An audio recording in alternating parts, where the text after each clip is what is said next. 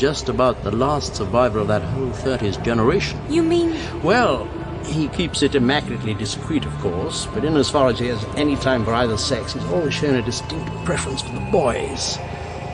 Rather rough, treacherous young boys, that. I didn't know that. You mean... He and Guy Burgess might have been in Morocco for pleasure rather than business. Who can tell? It is part of the paranoia of spying that we all end up chasing our own tails. We believe we are run by the KGB. The KGB doubtless believes they are run by us. It does mean, though, that Sir James is vulnerable to blackmail. Indeed. To anyone who's had access to the files over the years. Yes. Perhaps I will come for a ride in your punt, William. Just might, as the saying goes, just have been good friends.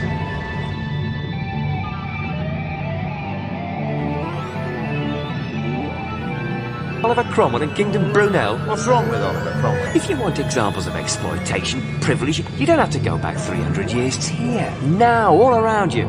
But this whole world's a book. All you've got to do is to learn how to read it. I suppose you want me to read that boring old twaddle. Boring is the most exciting stuff ever written. I tried it once. I'll try anything once.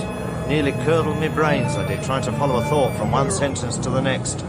Like swimming through treacle it was, and slowly drowned. How much did you get through? About 3 pages, I think. Give me Oliver any day. A proper Englishman.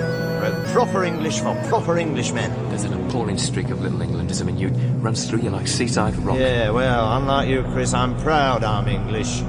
Come on. But you're ashamed of being what you are, English. I'll ignore all that latest stuff. I was brought up in a commuter belt, so I know all the nastier side of being English, thank you. But getting back to you saying I'm proud to be English. Proud of what exactly? Proud to be poor, trodden on, exploited. That's the worst part of it. All the rich and the powerful in this country have got to do is wave a Union Jack, and you, the working classes, are trotting along right behind them. When I talk of England, Chris, I'm not talking of the rich and powerful. I mean the ordinary English. The blokes and missuses, the old and the young.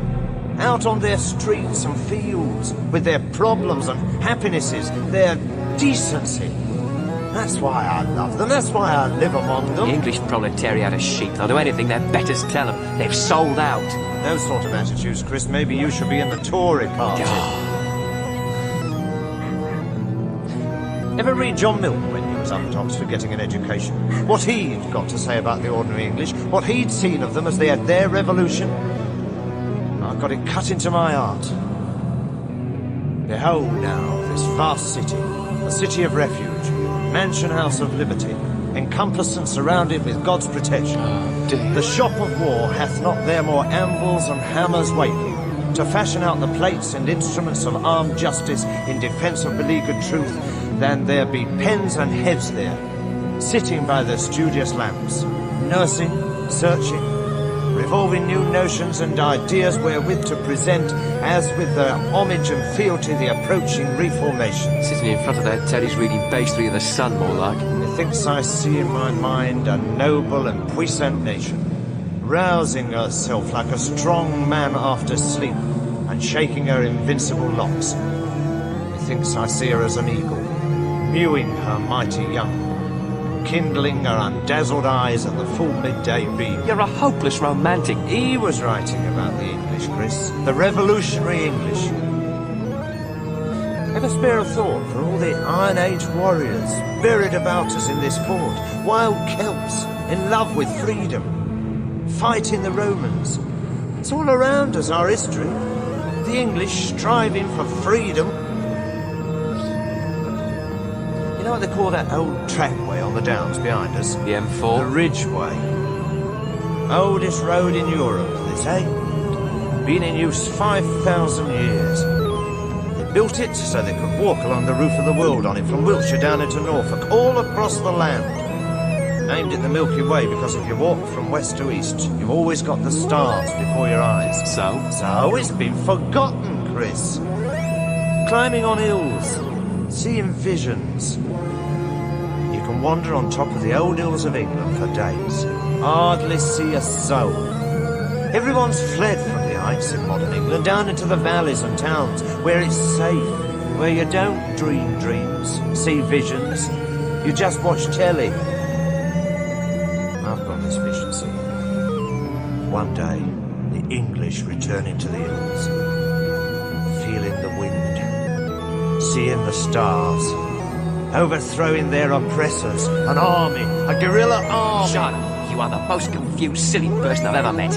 One hard, simple lesson. Modern political power in England is held by hard men in Whitehall, Westminster, the City of London, in cities and factories. It isn't held by loonies wandering the hills. Grow up. Sorry, miss. Well, I know I'm ignorant and didn't have an education like you.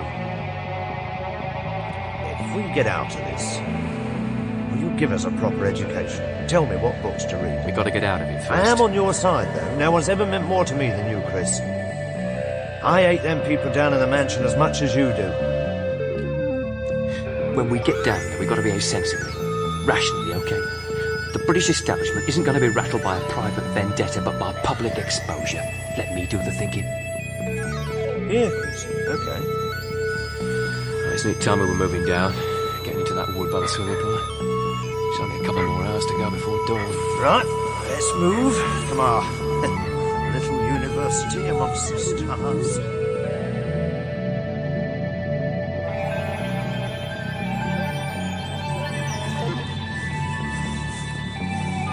So, this is the war machine pistol. Yeah. An evil-looking brute. Not the world's most handsome shooting iron, no. It's not designed so you can pick your target off with one elegant shot. This monster hoses them down beneath tidal waves of lead. Fires 40 rounds a second.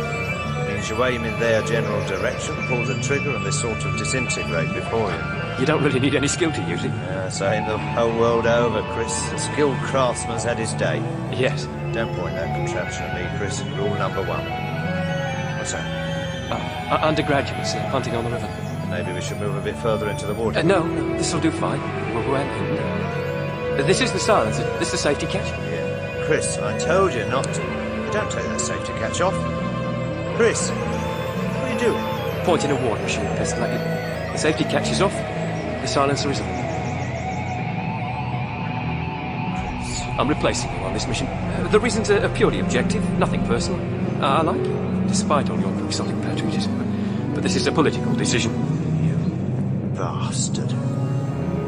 You and your mates are working for the department, aren't you? No, they're working for us, though they're too stupid to realise it. You let them shoot your mate, the editor? It was an objective sacrifice. Compromises with the hegemonic class are occasionally called for, and so are personal sacrifices.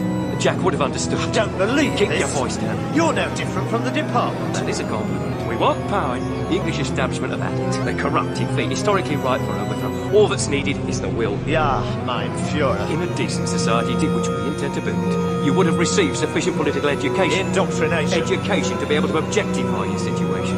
Realise it's a historical necessity you would accept. God save me from education. The answer I would have expected. Let me explain. Elements in our group reached an understanding with a tendency within the department, through intermediaries, of course.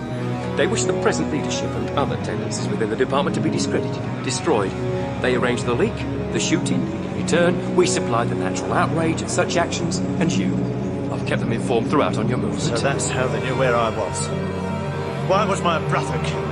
What was the objective necessity for that? I've not been informed on all sections of the operation, but I should imagine he was removed to keep your lust for revenge on the boil, to ensure you in the end had no choice but to come to me. Who planned all this? One Fortescue. So my intermediaries tell me, a senior member of the department. And who are we chatting to this evening? Not chatting to, Kim. And it will be me, not we. Sir James Simpson himself, head of a discredited department. Oh, it will be nice to see him at last, before I shoot him. As a true decadent, he is to be lured to the swimming pool by a naked young man swimming in it. And do you and this Fortescue really think you're going to get away with this? This is England.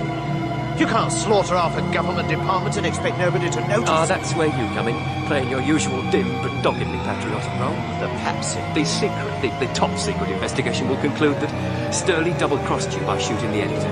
In revenge, you declared general war on the department, shooting out left, right and centre. Ex-mercenaries do have a certain reputation for being unbalanced. But before you can be questioned, you will be discovered shot beside the swimming pool, presumably by an overzealous security guard. You've gone quiet. Just think What? that you're a mug. How long do you reckon this Fortescue geezer will let you live? Quite a while, I should imagine. I've enough incriminating tapes and documents hidden away to ensure my safety. It's rather the reverse. I and my group have such a hold on him. We will be the effective controllers of internal security. And where do the poor bloody working classes come into all this? From what I remember, you used to claim to be fighting on their behalf. As I've tried to tell you several times, the English working classes have been irredeemably corrupted by bourgeois values. They need a vanguard. We are that vanguard. You mean Oxford and the upper classes form the vanguard, just like the old establishment? That's a subjective judgment. I liked you, Chris, a lot. Admired your mind, your courage. Yeah, well, as an ex-mercenary, you of all people should understand the occasional objective necessity of death. All in a day's work. What are you staring at? I don't want to excite you or nothing, Chris. Some people are coming through the wood behind you. Don't try that old trick on me. Careful with that trigger, Chris. Told you we should have gone further into the wood. Keep very still. Nice looking young couple, Chris. Look as though they're only interested in one thing, though, and they've chosen our tree to do it under. Bloody undergraduates. Probably thought their punt was a bit out front. How about under this tree?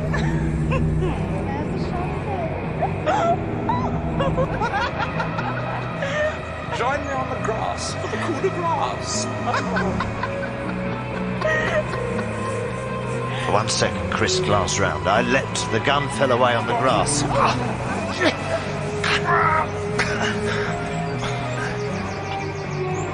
Two couples lie on the grass, on opposite sides of the tree, grappling clumsily with each other.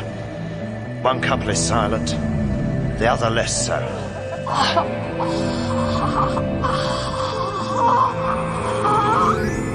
Birth, copulation, death. I was closer to Chris than to any man I knew. There was no bile in the throat, no pain in the gut more bitter than the taste of betrayal. It blinds, drowns you, deep down into a dark, murky river. As my unknown helpers drink deep at their cup of joy, I drain the dregs of mine. Silent, I lift Chris's body, lay it to rest beneath some undergrowth, disappear into the darkening woods.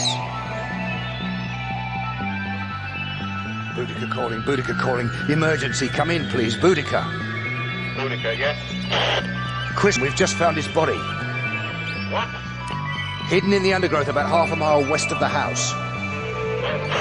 Wish I knew. Somewhere in this wood. Find him. Eliminate him. Understood? Yeah. Immediately. It is vital he does not make that rendezvous at 2300. It's 2030 already. Do you understand?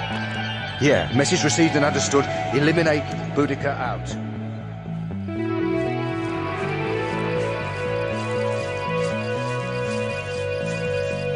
In the end, all you have is yourself.